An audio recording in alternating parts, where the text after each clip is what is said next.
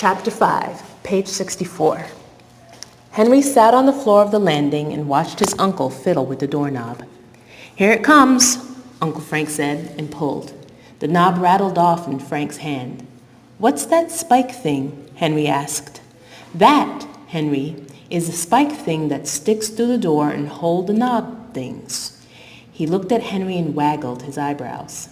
"Now, we're going to be a little more gutsy than I've been in the past. She's waited for 2 years, and I figure she's been patient enough." Frank put his thumb on the end of the protruding spike and pushed. It herked and jerked a bit, but went all the way into the door. When it was behind the old brass cover plate, Uncle Frank used a screwdriver to push it the rest of the way through. Henry heard a thump on the other side of the door. "That's the knob dropping on the other side," Uncle Frank said. We aren't putting it back on unless we get the door open. I'll tell you something, Henry. Today, page 65, I'm going to do something I've resisted doing for 2 years. If the door won't open, we're going to bash it in. It's a nice old door. Not many like it around anymore. I'd hate to bust it up. But it'll probably be the jamb that splits. "Do you think it will open?" Henry asked. "Nope," Frank said. "But I'm not going downstairs with my head hanging. I'll poke and prod the insides a bit, then I'll start kicking." The poking and prodding lasted about 45 minutes. The cover plate came off.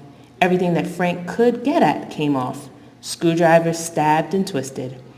Finally, Uncle Frank stood, put his hands on his lower back, leaned backward, and rocked to the side. The cat walked past Henry and rubbed itself on Frank's leg. "Well, here we go. Lord forgive me." Frank raised his right foot and kicked hard against the door just where the knob had been. There was a scream downstairs. "Is it open?" Dottie yelled. "Quiet, woman," Frank yelled back. "Soon will be." He kicked again. The door didn't budge, but it made an enormous sound, like a huge wooden drum. Frank backed up as much as the landing would allow, took 5 quick steps, and jumped at the door. His body piled into it, and then piled onto the floor. The cat, page 66, who had been observing from the corner, strolled away. Henry didn't say anything. He tried to keep on not saying anything, and then he laughed. Frank began laughing as well, but quickly stopped himself. "Gotta get this thing open," he said. "I've never seen an oak door this solid. And this one's fir." "Fir? Is fir like pine?" Henry asked. "I thought pine was soft." "It is. Fir's a bit different, but it's not this different." Frank examined the wood of the door. "Looks like fir. Grain may be a little funny, but still fir. Look out, Henry. I'm going to try to hurt myself again. Then we'll get drastic." Henry scooted farther back. "Seen this on a movie once," Uncle Frank said. He rocked in place, then took 4 steps and jumped. He put his feet out in front of him and leaned back. When his feet hit the door, he fell backward and landed hard, flat on his back, with his legs up the door. He was gasping. "Are you okay, Uncle Frank?" Henry asked. "Should I get Aunt Dottie?" "No," Uncle Frank gasped. "Just my wind. Knocked out." He sat up slowly, then stood. "You wait here. I'll be right back. Gotta be a bit sneaky." He put his finger to his lips, then crept down the stairs. Page 67. After a moment, Henry heard his Aunt Dottie's voice. "Frank, what are you doing?" "Just grabbing a few more tools. Back in a minute." "How's it going?" "Not too bad." Henry heard the back door slam. He was alone with his thoughts and the cat, who had reappeared and was now cleaning himself at the other end of the landing. Henry looked at the cat. The cat looked at him. "Sorry about the whole thing last time," Henry said. The cat looked him over and then went back to collecting hair with its tongue. Henry sat on the green carpeted landing for 5 minutes. He finally grew impatient and stood to go up to his room. At the same moment, Uncle Frank rose out of the stairwell holding an axe. The head was all rust and a little red paint, but the edge looked sharp. Henry wondered when his uncle had last used it. or if he just kept it on a regular sharpening schedule like Aunt Dottie's knives. Frank gripped the axe handle and laughed.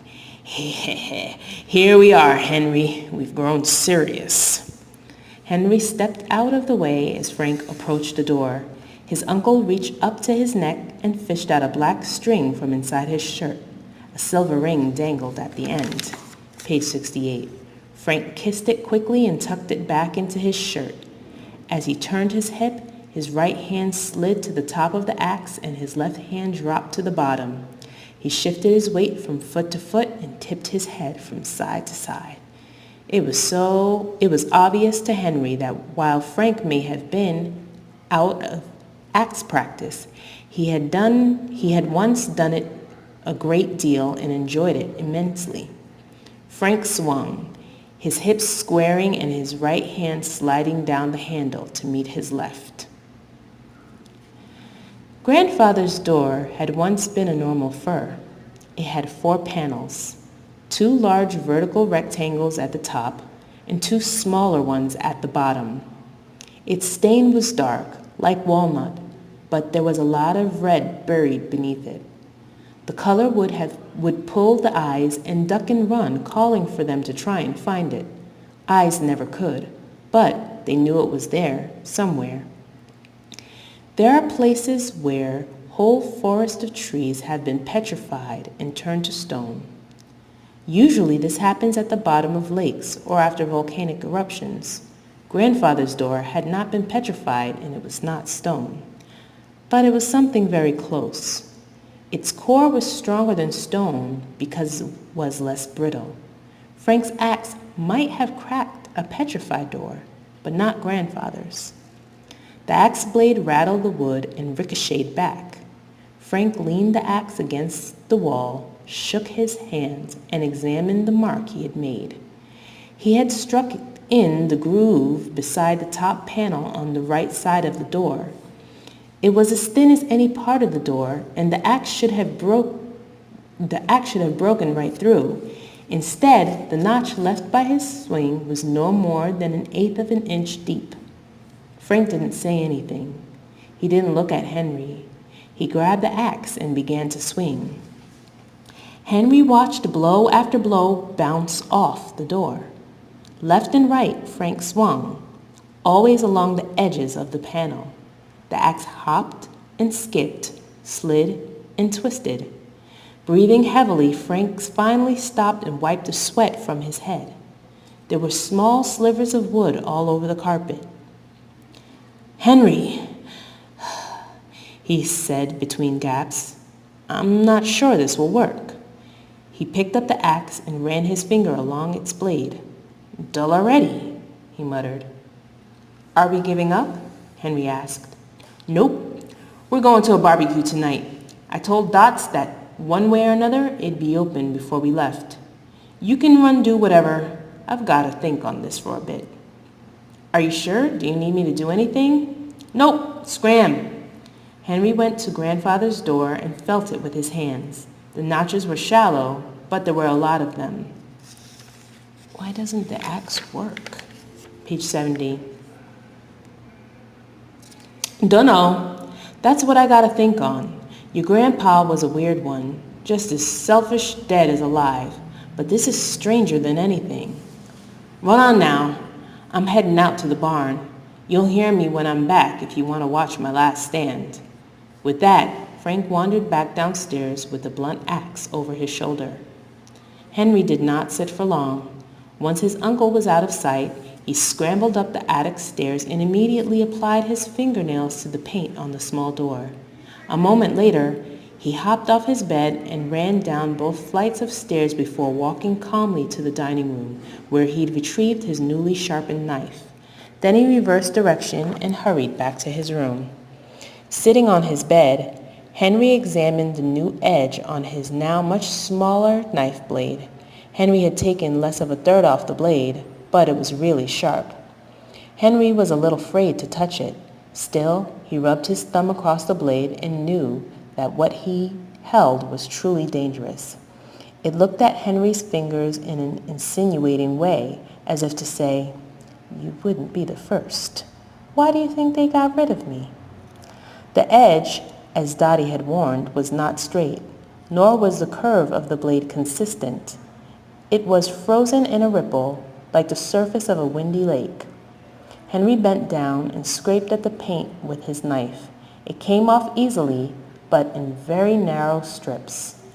It was not a large area, only an inch or so high and about 3 wide, but it took him a while. When the paint was finally off, the glass still did not look like anything you would be able to see through. Henry had put down his knife, cupped his hands over the glass, and was staring intently into complete lightlessness when he heard feet on the attic stairs. He knew it had to be Henrietta, but he still jumped and was outside of his room with the door shut by the time she reached the top. She was lugging a cardboard box under one arm. "Hi," she said, smiling.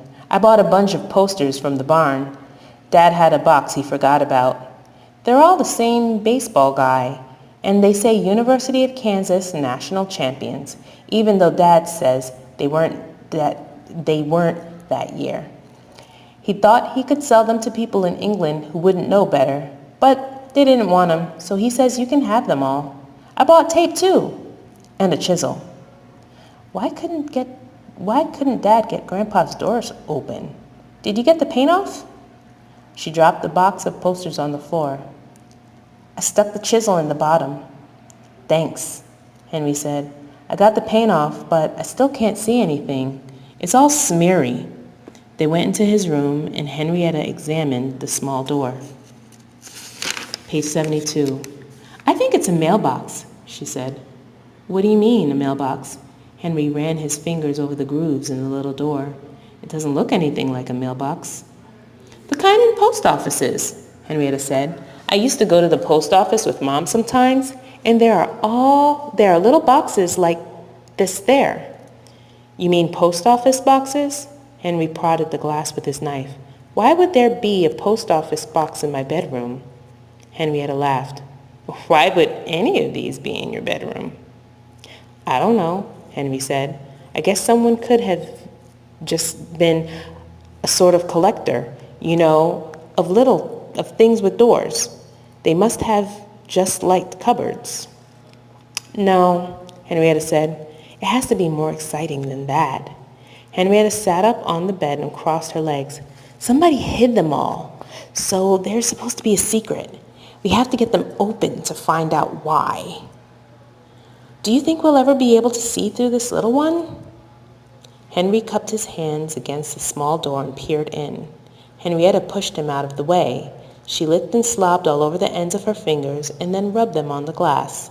Then she pulled her sleeve down over her hand and wiped it clean. Page 73. Henry looked in again.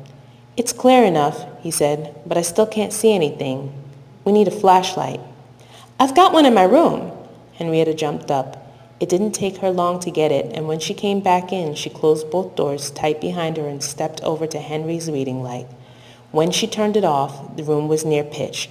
Except for the trickle of daylight that filtered beneath the doors, there was no light at all. Henry tried not to shiver. This wasn't make-believe. He really had found these doors, and he didn't know what was inside them. He suddenly wondered why something hidden inside a secret cupboard would have to be pleasant. Henrietta flipped on her flashlight and handed it to him. "Take it," she said. "Look in the door. You found it." Henry took it. He knelt on his bed and put the flashlight between his right eye, and swallowing hard, he looked. "I think I can see something." He shifted his head. "It looks like an envelope." He handed the flashlight to Henrietta and knee-waddled out of her way. She bent and looked. "It looks skinnier than an envelope," she said. "Maybe a postcard?" Henry leaned his hand against the wall and bent over to look. Page 74. "Move your head a bit," he said. She did, and he looked again, bracing himself against the cupboard wall. He was holding onto something metal. It slid and fell over onto Henrietta. She screamed. They both fell off the bed. Above them, a cupboard door banged against the wall. Henry lay still, all of his senses straining. The flashlight was off. His eyes hurt. They were open so wide. He could make out Henrietta on the floor by the light from the door. He could smell something big and feel a cold wind on his skin. He could hear rustling and Henrietta holding back tears. He could taste fear in the back of his throat, constricted to the point of pain. Henry had never thought of himself as brave. He never had been. What he did next wasn't a terrific act of bravery, but it did take effort. With every inch of his skin crawling at the touch of cold moving air, he sat up, found his way to the head of the bed, and turned on his light. The cupboard door just above the post office box was open and swinging gently back and forth, lightly tapping the wall, then almost closing. He looked at Henrietta. She looked back at him, her face white and eyes wide. "Are you okay?" he whispered. "What is it doing?" she asked. Henry reached up and held his hand in front of the moving door. "There's air coming through it." They both held still for a moment, listening. "Can you hear that?" she asked. "What is it?"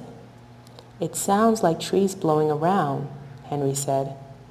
"Should we look inside?" Henrietta asked. Henry climbed onto his bed. A cool wind pushed around his face and through his hair as it came out of the cupboard. Henry held the door still. Henrietta climbed up beside him. "There's something inside, on the bottom," Henry said. He stretched out his hand. He could barely see what he was reaching for. It was simply a shape. His hand felt something enclosed. It was a string. He pulled a string out of the cupboard. Dangling below his fingers was a small key. The wind blowing out of the cupboard suddenly became a gust. Henry's bedroom door blew open and the dust shuffled and rolled across the floor toward the attic window. The noise of trees roared like a waterfall. The two of them could hear boughs bending and creaking. Then they smelled it, sudden and fresh. Somewhere on the other side of the cupboard, rain had begun to fall. "Shut it quick," Henrietta said. "Mom and Dad will hear it. They'll feel it." Henry pushed the door closed on the wind. Then he slid the metal latch and the room was quiet.